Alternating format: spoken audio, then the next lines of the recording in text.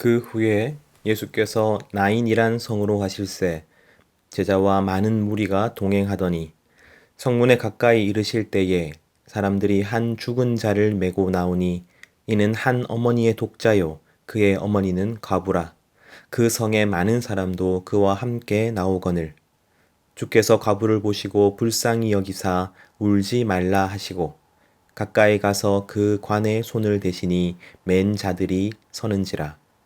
예수께서 이르시되 청년아 내가 네게 말하노니 일어나라 하시매 죽었던 자가 일어나 앉고 말도 하거늘 예수께서 그를 어머니에게 주시니 모든 사람이 두려워하며 하나님께 영광을 돌려 이르되 큰 선지자가 우리 가운데 일어나셨다 하고 또 하나님께서 자기 백성을 돌보셨다 하더라.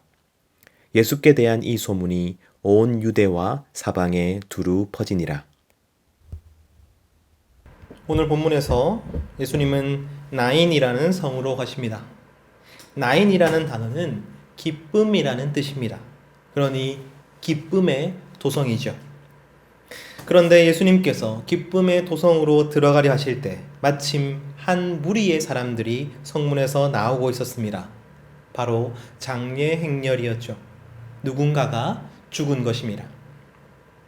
죽은 사람은 과부의 외동 아들이었습니다. 제가 이전 설교에서 당시 유대 사회에서 공식적인 죄인은 세리와 창기라고 말씀드렸죠. 그런데 공식적으로 가난하고 불쌍한 사람도 있습니다. 바로 그들이 고아와 과부였습니다. 완전한 남성 중심인 유대 사회에서 고아와 과부는 재산을 상속받을 수도 없고 자신이 어떤 생산활동, 경제활동을 할 수도 없었습니다. 시족사회 가운데 어떤 보호나 지원도 받을 수가 없었습니다. 그저 누군가의 호의에 기대어 살 수밖에 없는 신세가 바로 고아와 과부인 것이죠. 즉 오늘 나인성의 과부는 공식적으로 가장 가난하고 줄인 자였습니다. 하지만 이 과부에게는 외아들이 있었습니다. 온 천지에 가족이라고는 이 둘밖에는 없었죠. 얼마나 서로를 사랑하고 또 아꼈겠습니까? 그런데 이 외아들이 갑자기 죽어버립니다. 홀로 남겨진 어머니가 얼마나 비통했을까요? 정말로 상상할 수도 없는 슬픔이었겠죠. 하지만 지금 이 과부에게 자신의 외아들이 죽었다는 사실은 그저 어머니로서의 슬픔만을 의미하지는 않습니다. 이스라엘에게 있어서 하나님 나라의 복은 두 가지 약속으로 주어졌습니다. 바로 땅과 후손입니다. 다시 말해 내가 하나님 나라에 속해 있다는 증거는 땅과 후손입니다.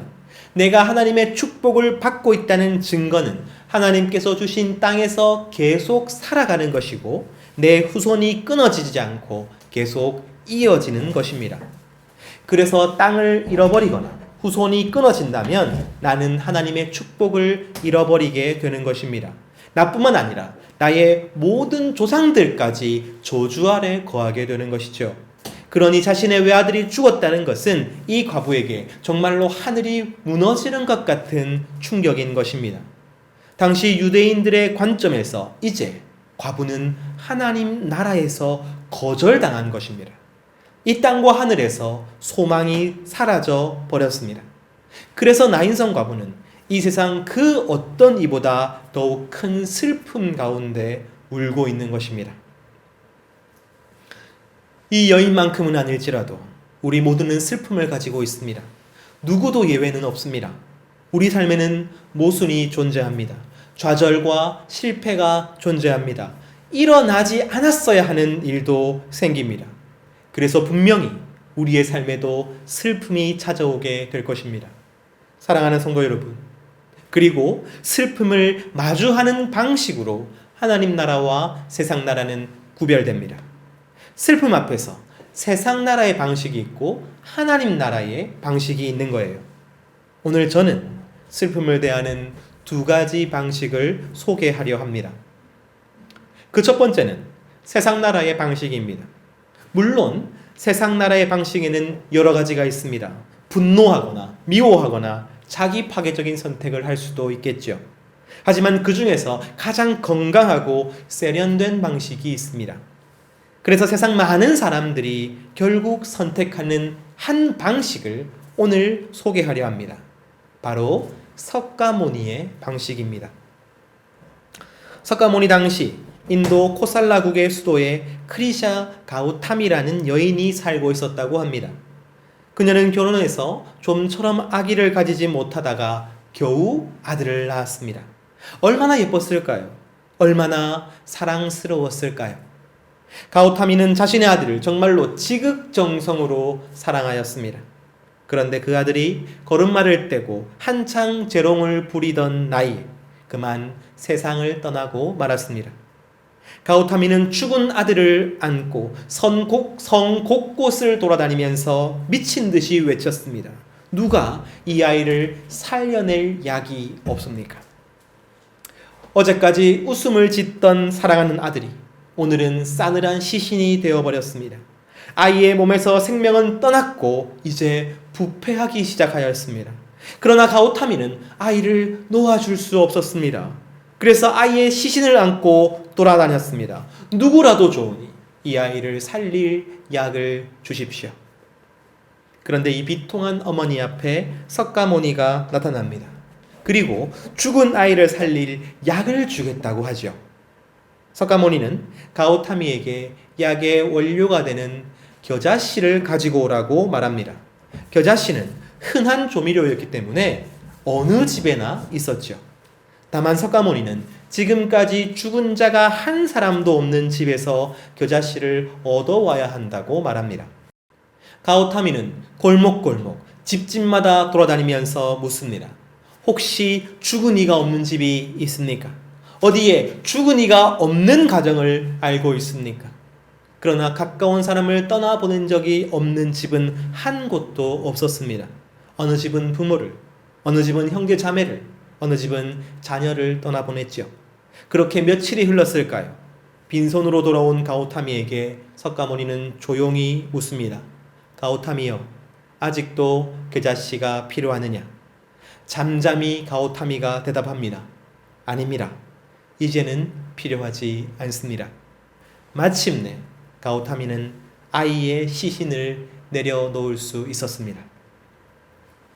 한 여인이 마주한 지극한 슬픔 앞에서 석가모니는 지혜롭고 자비롭게 가르쳐줍니다.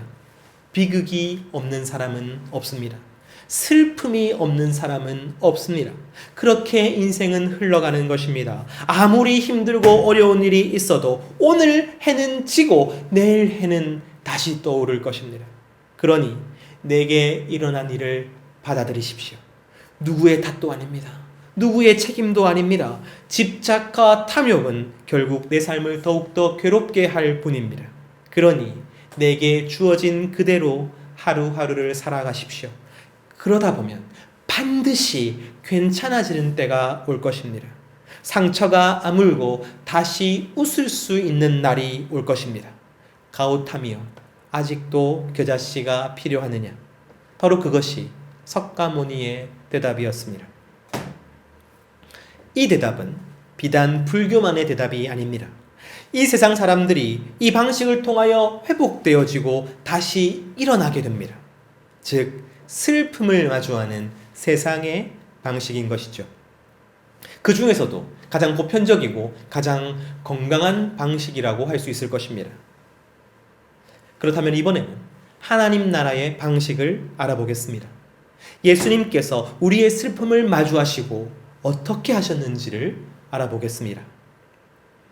오늘 본문에도 마치 석가모니의 사건과 똑같이 아들을 잃어버린 어머니가 나오지요. 죽어버린 아들을 장사하러 어머니가 울며 걸어가고 있습니다. 사랑하는 아들을 잃어버린 어머니, 모든 희망을 잃어버린 과부였습니다. 예수님은 슬픔에 빠진 과부를 불쌍히 여기십니다. 그리고 14절을 보시면 그분은 관에 손을 대십니다. 당시에는 우리처럼 나무로 된 네모난 관이 있었던 것이 아닙니다. 널빤지 위에 붕대를 두른 시체를 올려놓았습니다. 그러니 예수님은 시체에 손을 대신 것이죠. 여러분, 이것은 있을 수 없는 일이었습니다. 시체에 손을 대는 일은 유대인들에게는 절대로 해서는 안 되는 일입니다. 우리가 유대인의 식사법을 이전 설교에서 함께 나누었습니다. 그들은 율법에서 정결하다고 규정된 것만을 먹었지요. 왜냐하면 부정한 것을 먹으면 그 부정함이 자신에게 옮겨와서 자신도 부정하게 된다고 생각했기 때문입니다. 그들이 율법을 잘 지키는 건강한 성인 남성끼리만 식사하는 이유도 똑같았습니다. 부정한 사람들과 함께 먹거나 그들과 접촉하게 되면 자신에게 그 부정함이 옮겨온다고 생각했습니다. 그렇다면 가장 부정한 것이 무엇일까요? 그것은 바로 시체입니다. 죽은 자에게 손을 대는 자는 반드시 부정해집니다. 왜냐하면 시체에 있는 부정함이 옮겨가기 때문이죠. 예수님은 독자를 잃은 과부를 불쌍히 여기셨습니다. 그녀의 슬픔을 마주하셨습니다. 그리고 예수님은 죽은 자에게 손을 대십니다. 사랑하는 성도 여러분, 바로 그때 놀라운 일이 일어납니다. 죽은 자가 살아납니다. 누가복음 7장 14절에서 15절 말씀입니다. 가까이 가서 그 관에 손을 대시니 맨 자들이 서는지라. 예수께서 이르시되 청년아 내가 내게 말하노니 일어나라 하시매 죽었던 자가 일어나 앉고 말도 하거늘 예수께서 그를 어머니에게 주시니. 여러분, 참으로 놀라운 일이죠. 분명히 죽었던 과부의 아들이 일어나 앉고 말도 하였다고 합니다. 그리고 예수님께서는 그를 어머니에게 주십니다. 바로 이것이 인간의 슬픔을 마주하신 예수님께서 하신 일이었습니다. 석가모니는 여인을 체념하게 했는데 예수님은 여인에게 아들을 돌려주신다. 여러분, 그러면 기독교가 엄청 우월한 것 같죠? 하지만 그렇게 이해하셔서는 안 됩니다. 왜냐하면 예수님께서 이 땅의 모든 죽은 이들을 살려주시지 않았기 때문입니다. 오직 나인성 과부의 아들만을 살려주셨기 때문이죠. 예수님께서 해주신 그 놀라운 일의 본질을 정확하게 파악하기 위해서는 다시 살아난 과부의 아들과 함께 우리가 주목해야 하는 장면이 있습니다. 그것은 바로 죽은 자에게 손을 대시는 장면입니다. 예수님은 죽은 자에게 손을 대셨습니다. 그러니까 죽은 자가 살아났죠. 당시 유대인들이 이 장면을 보았다면 대번에 이렇게 질문했을 것입니다. 그렇다면 분명히 죽은 자에게 있었던 그 죽음은 어디로 간 것입니까? 그 시체에는 죽음이 있었습니다. 그래서 유대인들은 시체를 만지는 것이 부정하다고 생각했지요. 그 부정함이 옮겨온다고 믿었기 때문입니다. 그런데 예수님께서 그 죽은 자를 만지셨습니다. 그러자 그에게서 죽음이 떠났습니다. 그래서 그는 다시 살아났습니다. 그렇다면 그 죽음은 어디로 간 것입니까? 바로 죽은 자를 만진 예수님께로 간 것이죠. 사랑하는 성도 여러분, 예수님은 굳이 그 시체를 만질 필요가 없으셨습니다. 말씀만으로 백부장의 종을 치유해 주신 예수님이셨습니다. 손대지 않아도 살리실 수 있는 능력이 있는 분이셨습니다. 그러나 예수님은 일부러 죽은 자를 만지십니다. 그럼으로써 죽은 자의 사망을 자신의 것으로 만들으셨습니다. 그 대신에 죽은 자는 사망에서 풀려나 생명을 얻게 되었던 것입니다. 부정하게 되면 죄악은, 죽음은 대가를 요구합니다. 그냥 해결되지 않습니다. 그냥 없어지지 않습니다. 절대로 그렇게 되지 않습니다.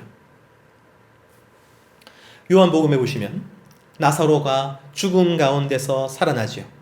그 후에 나사로의 누이 마리아가 예수님의 발 앞에 엎드려 그 발에 향유를 붓는 장면이 나옵니다.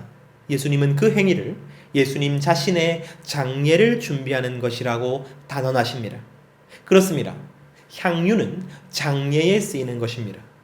원래 시체는 빨리 부패하지요. 덥고 습한 중동은 더욱 그러할 것입니다. 그래서 부패를 늦추고 냄새를 가리기 위해서 향유를 사용하는 것입니다. 그런데 마리아가 예수님의 발에 바로 그 향유를 부었습니다. 즉 마리아는 진짜 예수님의 장례를 준비했던 것입니다. 마리아는 예수님이 죽으실 것을 알고 있었습니다. 어떻게 해요? 마리아는 자신의 오빠 나사로가 죽은 자 가운데서 살아나자 그 죽음이 옮겨갈 것이라는 사실을 알았던 것입니다. 예수님께서 그 죽음을 가져가셨다는 것을 알았던 것입니다. 그렇다면 이제 예수님께서 나사로를 대신해서 죽으셔야 하는 것이죠. 그 죽음이 온 세상, 온 영혼들을 위한 죽음이라는 것은 몰랐습니다. 하지만 마리아는 예수님께서 나사로의 죽음을 가져가셨다는 것을 확신했습니다. 그래서 마리아는 예수님의 장례를 감사하고 슬퍼하고 사랑하는 마음으로 준비했던 것이죠. 예수님께서 나의 오빠 나사로의 죽음을 가지고 가셨다. 예수님께서 우리의 슬픔을 마주하여 무엇을 하십니까? 그분은 우리의 죽음을 가지고 가셨습니다. 우리의 죄악을 가지고 가셨습니다. 우리의 모든 슬픔의 근원을 가지고 가셨습니다. 그리고 바로 그것 때문에 십자가에서 죽으셨습니다. 이사야 53장 5절에서 6절까지 말씀입니다. 그가 찔림은 우리의 허물 때문이요 그가 상함은 우리의 죄악 때문이라. 그가 징계를 받음으로 우리는 평화를 누리고 그가 채찍에 맞음으로 우리는 나음을 입었도다. 우리는 다 양 같아서 그릇 행하여 각기 제 길로 갔거늘 여호와께서는 우리 모두의 죄악을 그에게 담당시키셨도다. 하나님 나라 백성은 슬픔 앞에서 이 슬픔은 나 혼자 당하는 것이 아니라 모든 사람이 당하는 거야 라고 말하지 않습니다. 결국 시간이 모든 것을 해결해 줄 거야 라고도 말하지 않습니다. 하나님 나라 백성들은 예수님께서 내 슬픔의 근원을 가지고 가셨다고 말합니다. 우리의 죄와 우리의 부정함과 우리의 죽음을 예수님께서 가지고 가셨다고 고백합니다. 그래서 비록 이 땅 가운데 모순과 비극과 부조리가 존재한다 하여도 그것이 잠시 잠깐일 것을 믿습니다. 사랑하는 성도 여러분, 지난주에 우리는 평지 설교를 함께 나누었습니다. 예수님은 이렇게 설교하셨습니다. 가난한 자, 줄인 자, 우는 자, 인자로 말미암아 고통을 당하는 자는 복이 있다고 말이지요. 그리고 그 설교를 들었던 제자들과 무리들이 지금 예수님과 함께 있습니다. 그리고 오늘 예수님은 슬피 우는 자가 어떻게 복이 있는지를 직접 보여주십니다. 슬피 우는 과부는 복이 있습니다. 예수님께서 과부의 아들을 살려주셔서 복이 있는 것이 아닙니다. 과부의 아들을 덮고 있는 죽음의 권세를 자신에게 옮겨버리셨기 때문에 복이 있는 것이죠. 가난한 자, 줄인 자, 우는 자, 그리고 핍박받는 자에게 예수님은 찾아오실 것입니다.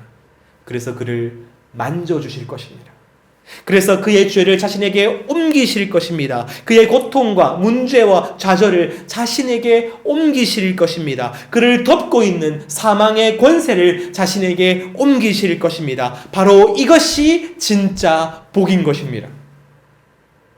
하지만 지금 부요한 자, 배부른 자, 웃는 자, 칭찬받는 자는 예수님께서 옮겨주실 것이 없습니다.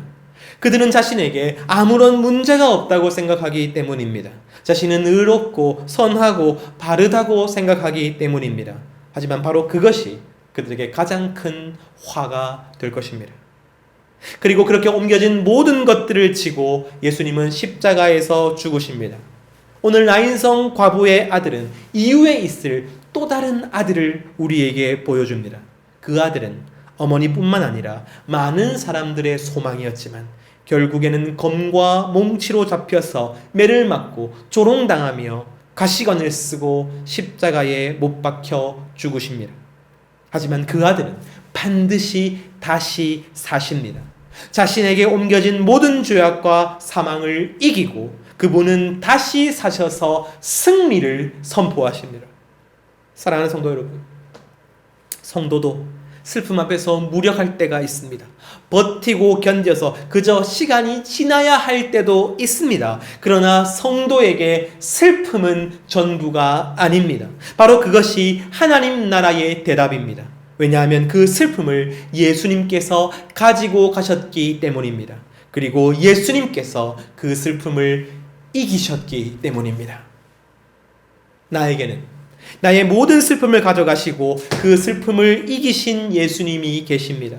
나에게는 나의 모든 죄악과 사망을 가져가시고는 결국 그 모든 것을 이기신 예수님이 계십니다. 그래서 성도는 이렇게 고백합니다. 이 슬픔이 전부가 아닙니다. 우리의 슬픔에는 소망이 있습니다. 우리를 슬프게 하는 환난은 인내를, 인내는 연단을, 연단은 소망을 이루게 될 것입니다. 이 슬픔이 전부가 아닙니다. 우리의 슬픔에는 기대가 있습니다. 오늘 주체할 수 없는 슬픔으로 눈물로 씨를 뿌리는 자는 반드시 내일 기쁨으로 단을 거두게 될 것입니다. 이 슬픔은 그저 우연히 일어난 비극이 아니라 분명한 목적과 이유를 가지고 허락된 일입니다.